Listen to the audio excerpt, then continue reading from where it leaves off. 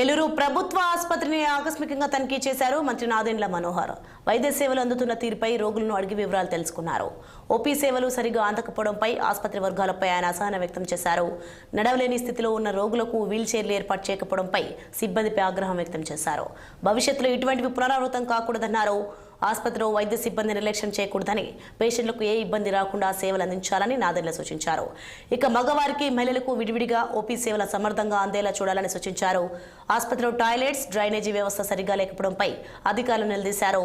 నెల రోజుల్లో ఆసుపత్రిని పరిసరాలను పరిశుభ్రంగా ఉంచే పనులు పూర్తి చేయాలని ఆదేశించారు. అధికారులు వైద్య సిబ్బందికి కీలక సూచనలు చేశారు మంత్రి నాదెండ్ల.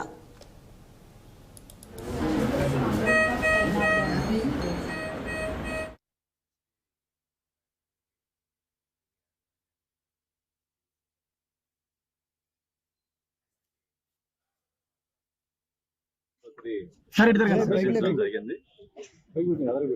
సూపరింటెండెంట్ గారి ఆధ్వర్యంలో కార్యక్రమాలు, కొన్ని ఆలోచనలు, అదే విధంగా పేషెంట్స్ కి సౌకర్యాలు ఏ విధంగా పెంచవచ్చు దానిపైన కొంతవరకు అవగాహన తెచ్చుకోవడానికి ఒక ప్రయత్నం చేశాం.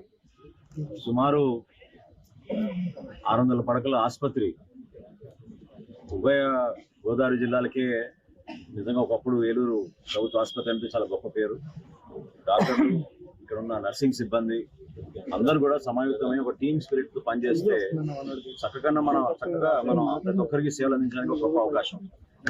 జిల్లాలు విభజించిన తర్వాత ప్రత్యేకంగా మన ఏలూరు జిల్లాకి ఆసుపత్రి ఉండడం మనం చాలా అదృష్టంగా భావించాలి.